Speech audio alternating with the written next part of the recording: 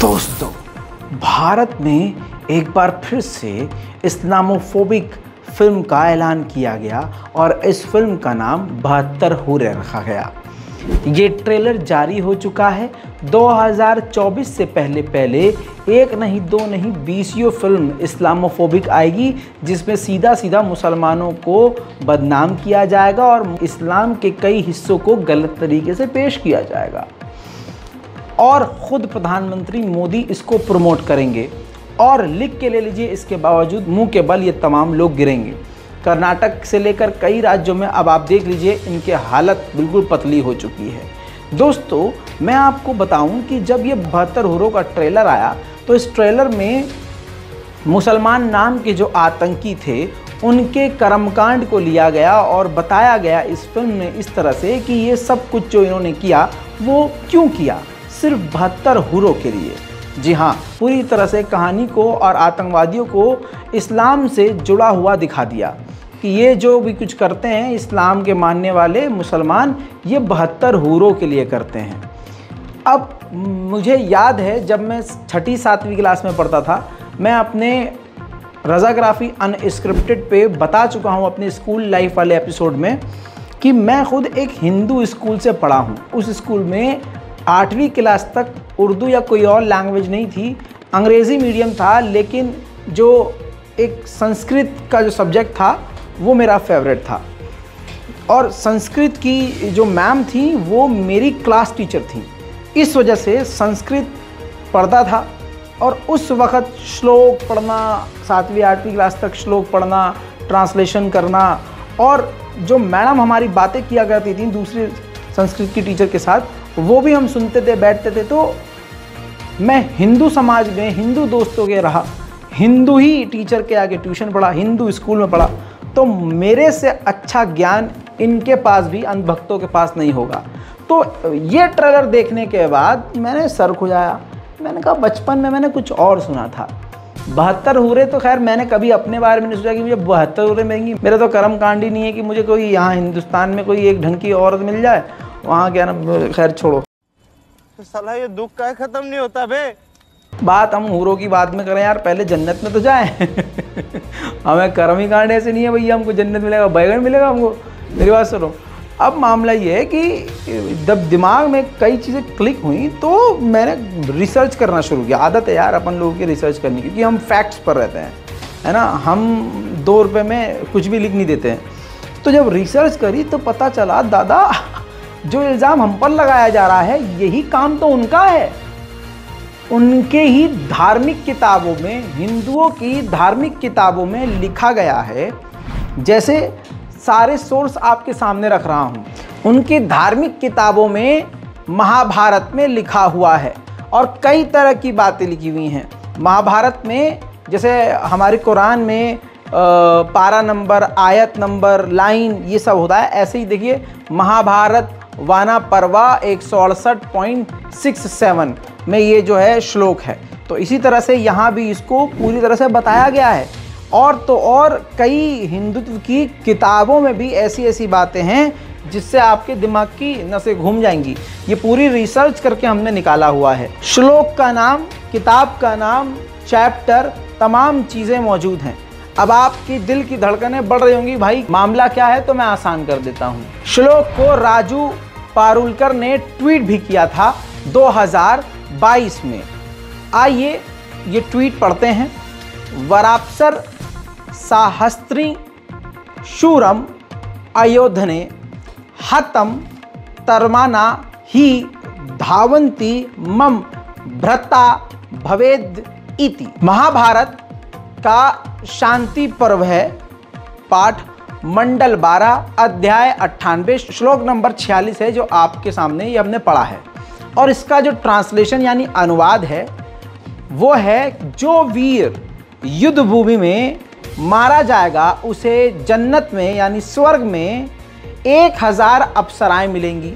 अभी बहुत सारे गोबरखोरों को ये लग रहा होगा कि ये तो ऐसे लिख दिया होगा, क्योंकि ससुरों ने खुद तो कभी महाभारत पढ़ी नहीं होगी, भगवत गीता नहीं पढ़ी होगी, कोई एक हिंदुत्व की किताब पढ़ी नहीं होगी, और पढ़ी भी होगी तो टूटी फूटी। जैसे मैं मुसलमान होने के बाद भी एक संस्कृत को अच्छे तरीके से पढ़ रहा हूँ, उन्होंने मेरी तरह भी नहीं पढ़ी होगी और कम से कम ट्रांसलेशन का तो बिल्कुल नहीं पढ़ी होगी।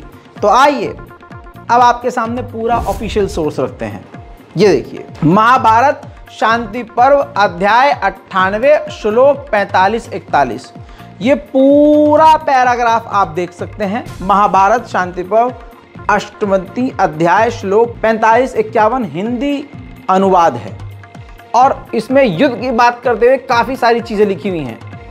लेकिन देखिए, यहाँ से पढ़ना ज़रूरी है कि युद्ध स्थल में मारे गए शूरवीर की ओर सहस्त्रों सुंदरी अप्सराएं यह आशा लेकर बड़ी उतावली के साथ दौड़ी जाती हैं कि वे मेरा पति हो जाए। जो युद्ध धर्म का निरंतर पालन करता है उसके लिए ही तपस्या, पुण्य, सनातन धर्म तथा चारों आश्रमों के नियमों का पालन है। यानी दोस्तों, ये बताया गया महाभारत की शांति पर्व अध्याय में, ये श्लोक में ये कहा गया है कि जो भी जंग लड़ता हुआ, युद्ध करता हुआ वीर गति को प्राप्त होता है, अप्सराएं, हजार अप्सराएं उसके पीछे दौड़ी आती हैं कि काश ये मेरा हस्बैंड बन जाए स्वर्ग में। मेरे दोस्तों, और इल्ज़ाम मुसलमानों पर है कि 72 हो रहा, 72। अब इस पे फिल्म बना के दिखाओ, गू फंस जाएगा बुरी तरह से। 2024 से पहले और भी फिल्में आएंगी, खुद मोदी जी प्रमोट करेंगे इसको, लेकिन फायदा होने वाला नहीं है। खुद देखिए यहाँ फिर से नंगे हुए कि नहीं हुए। 1000 अप्सराएं, 72 तो बहुत कम है भाई, तुम तो ज्यादा में खेल रहे हो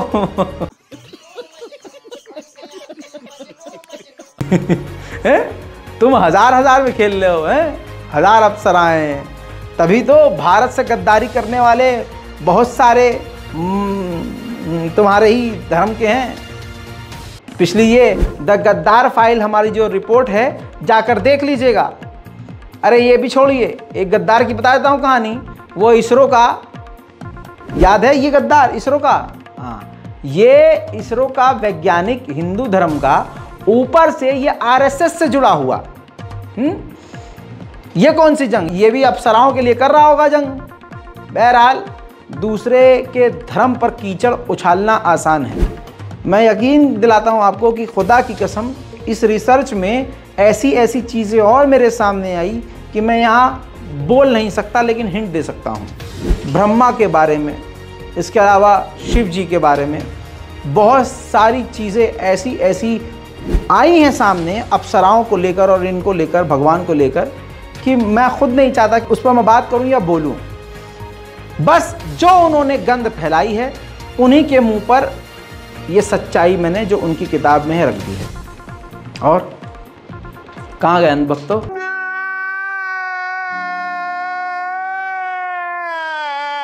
अप्सराओं की बात हो गई, आइए अब बात करते हैं हिंदू शेरनी की। हिंदू शेरनी के नाम से कोई भी हिंदू लड़की भगवा रंग पहन के, तिलक लगा के रैली में शामिल होती है और उनका बड़ा सम्मान किया जाता है और सोशल मीडिया पर उनके बड़े तगड़े फ़ैन फॉलोइंग होते हैं। वो पापा की असल में परी होती है और वो मोदी जी के लिए प्रमोशन करती हैं खूब दबाकर, और भारतीय जनता पार्टी का गुणगान करती हैं। इनको क्या कहते हैं?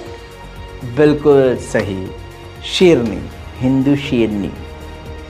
आइए हिंदू शेरनी से मिलवाते हैं। इन दो हिंदू शेरनी को आप देख लीजिए, ध्यान से देखिए। इसमें भगवा रंग पहने हुए और उस पे पूरे श्लोक और भगवान राम का नाम लिखा हुआ है।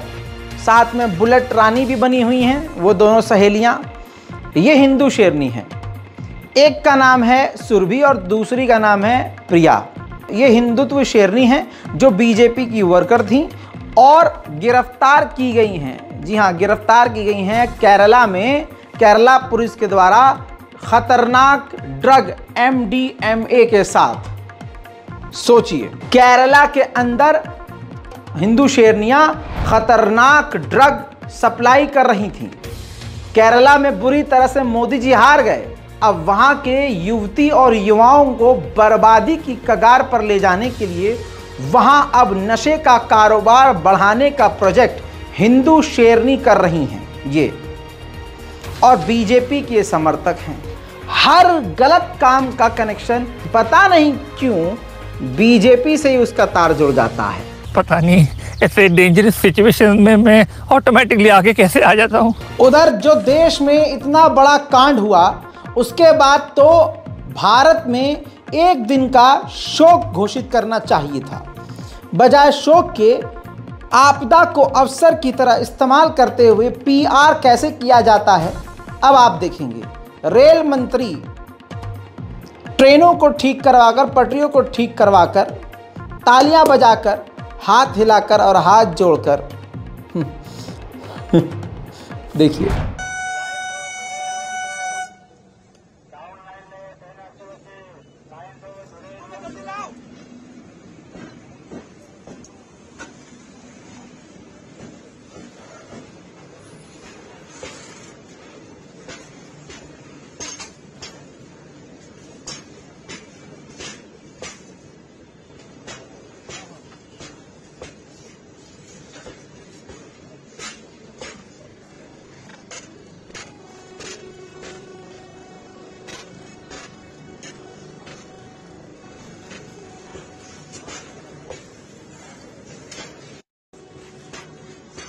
देखा आपने पीआर स्टंट एडवर्टीजमेंट। भाई एडवर्टीजमेंट नहीं रुकना चाहिए।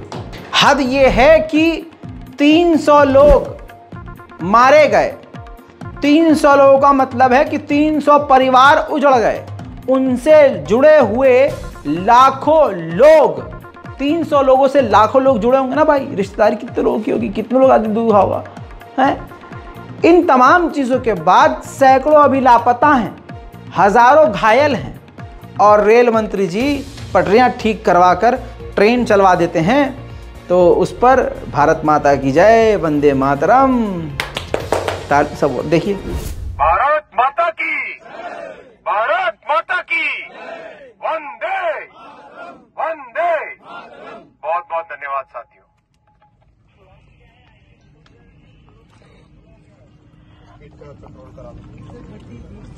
इन तमाम बेशर्मी के बावजूद आपको मालूम है कि सोशल मीडिया पर भगवाधारी गैंग, भाजपाई गैंग लगातार अपने बाप की गलती को छुपा रही थी।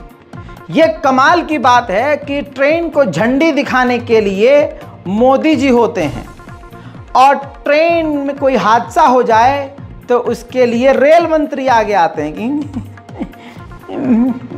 समझ रहे हैं। इधर आपको कल की रिपोर्ट में मैंने दिखाया और बताया कि ट्रेन का जहां हादसा हुआ वहां मंदिर को मस्जिद बताकर किस तरह से लोगों के दिमाग के साथ, जज्बात के साथ खेलने की कोशिश करते हुए इस्लामोफोबिया फैलाया गया और तमाम हिंदू संगठनों ने उसको सपोर्ट किया। ऑनलाइन बैठे हुए तिलकधारी नकली जो 2014 के बाद अपने आप को हिंदू समझ रहे हैं, उन लोगों ने जमकर फेक न्यूज़ फैलाई। ठीक उसी तरह से जो भी आप देखते हैं भाजपा से जुड़ता है तो सच से उसका दूर तक कोई नाता नहीं होता। ऐसे ही इस शख्स को जरा देखिए जो मोदी जी के आगे झुका हुआ है।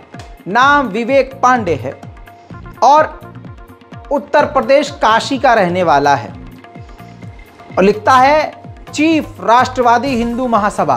बस हिंदू महासभा ऊपर से जनरल सेक्रेटरी है तो यह सच बोल सकता है क्या? अब इसने लिखा क्या वो देखिए। नाम शरीफ, पोस्ट स्टेशन मास्टर, फिलहाल जांच के आदेश के बाद से फरार। अब क्या नौकरी में काम भी नाम देखकर देना पड़ेगा? यह है इनका एजेंडा। असली एजेंडा इन जानवरों का यही है कि बहानों से देखिए देश में 300 देशवासी मारे गए। उधर आप ये देखिए कि उनकी मौत पर दुख जताने के बजाय, वहां जाकर मदद करने के बजाय ये उस पर 300 मौतों पर गंदी राजनीति खेल रहा है। ये भाजपा का नेता बोल रहा है कि नौकरी क्या देख के नाम देना पड़ेगा कि हाँ मुसलमान तो नहीं देंगे ताकि शक। भाई सुनो, तुम ये तो कर ही रहे हो ऑलरेडी। तुम्हारी जो नस्ल है आने वाली कैसी होगी और कैसा दिमाग होगा वो तुम्हारी हरकतों से ही पता चल चुका है। और ये भी पता चल चुका है कि तुम भारत के नहीं हो।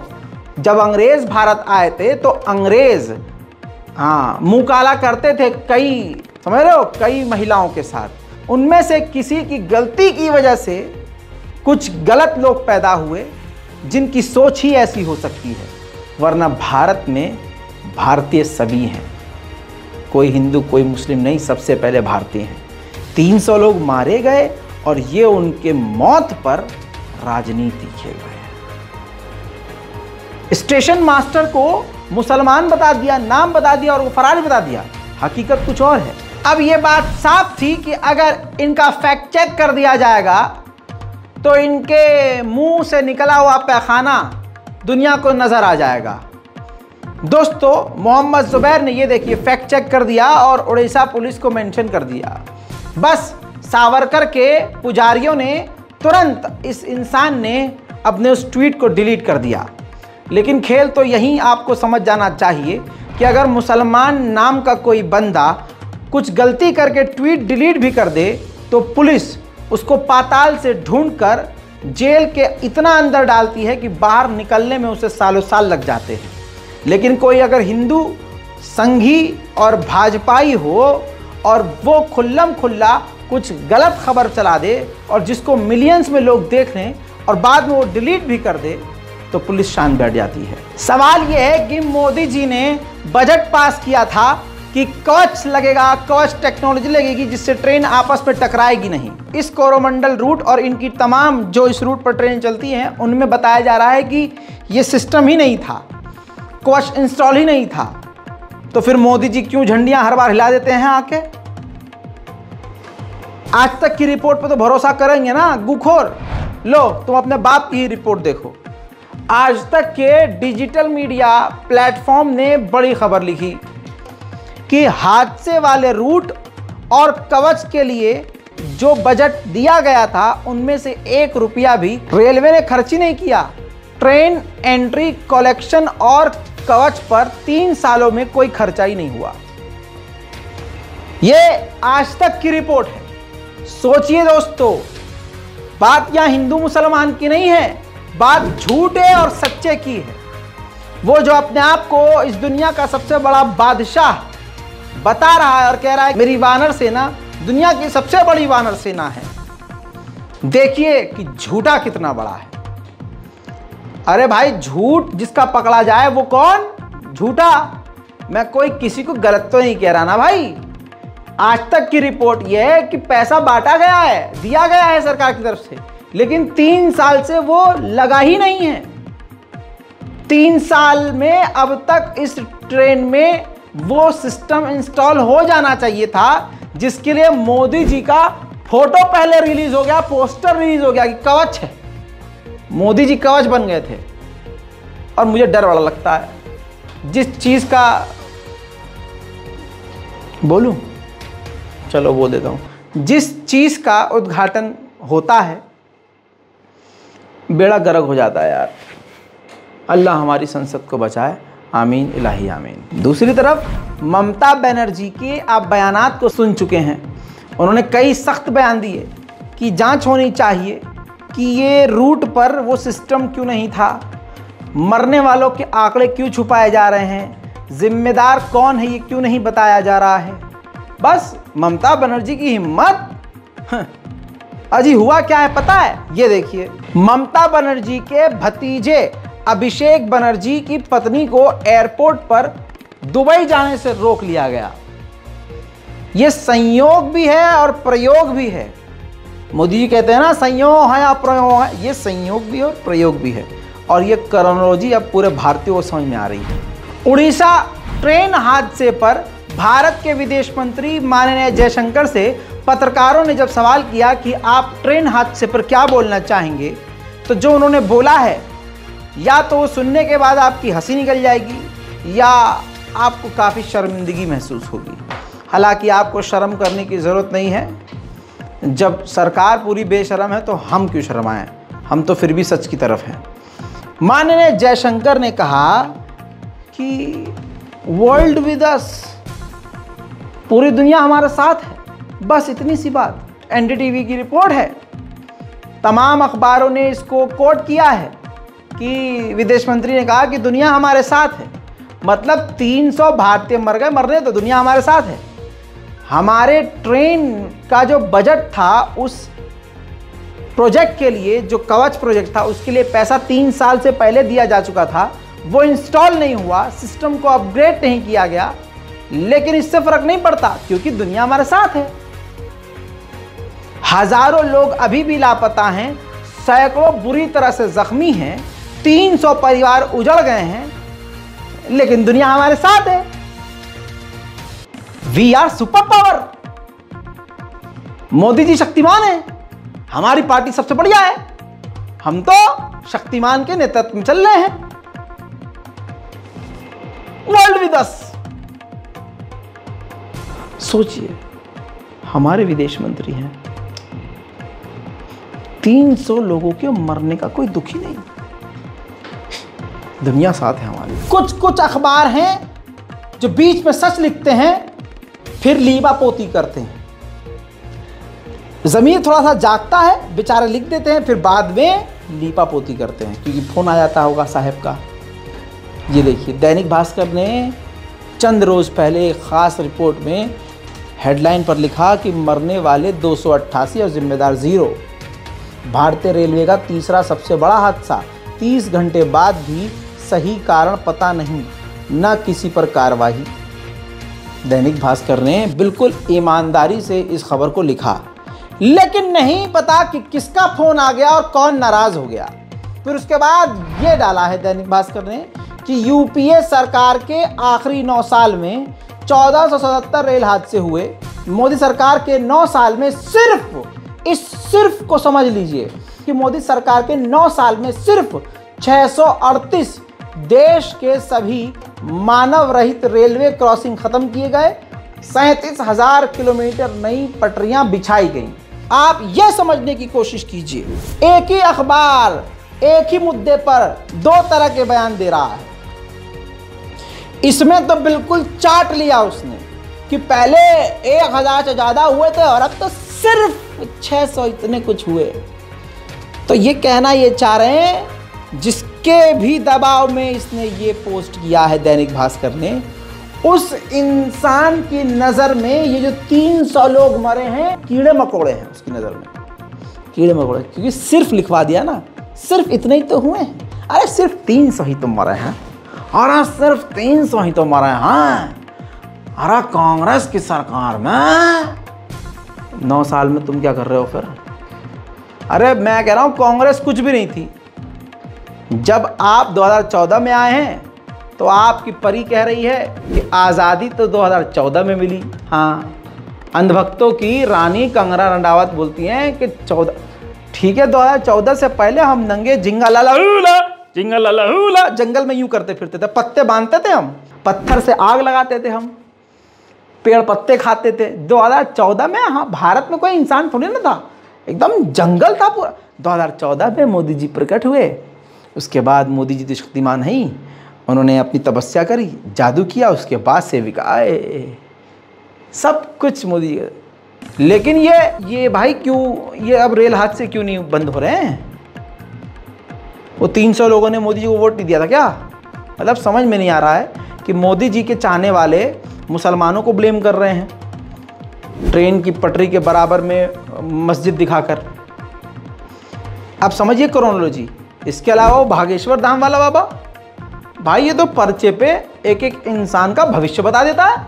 मोदी जी का सपोर्टर है, भारतीय जनता पार्टी को प्रमोट कर रहा है। भारतीय जनता पार्टी के बड़े बड़े नेता भागेश्वर धाम वाले बाबा के धीरेन्द्र शास्त्री के कदमों में जाकर गिर रहे हैं। तो ये भागेश्वर धाम वाले बाबा की शक्ति कहाँ चली गई? टावर नहीं मिल रहा है, 4G 5G नहीं है, क्या हुआ? क्यों नहीं बताया बाबा जी ने कि भाई 300 लोग मारे जाने वाले हैं? भविष्य बता देते। देश का एक सबसे बड़ा कांड होने वाला है, बता देते धीरेन्द्र शास्त्री, क्यों नहीं बताया? मोदी जी और उनके चाहने वाले और ख़ास पार्टी और ख़ास धर्म वालों की वजह से भारत इस्लामोफोबिया का आइकॉन बन गया है। हद ये हो गई है कि अब ये खुद देख लीजिए कि भारत का कितना बजवा रहे हैं डंका ये कि नासिर जुनैद की हत्या व भीड़ के द्वारा अन्य हमलों पर अल जजीरा की पूरी डॉक्यूमेंट्री आ गई है। इस डॉक्यूमेंट्री को अरबिक भाषा में रिलीज किया गया है। सत्ता में बैठे लोगों से गुजारिश है कि देश की छवि खराब होने से बचा लो। हाँ, अपनी भीड़ पर लगाम लगाएं मोदी सरकार। जो धर्म के नाम पर हैवानियत की जा रही है, ऐसी भीड़ पर प्रधानमंत्री मोदी हाथ जोड़कर निवेदन है, लगाम लगाएं, देश की छवि और खराब न करें। जय हिंद।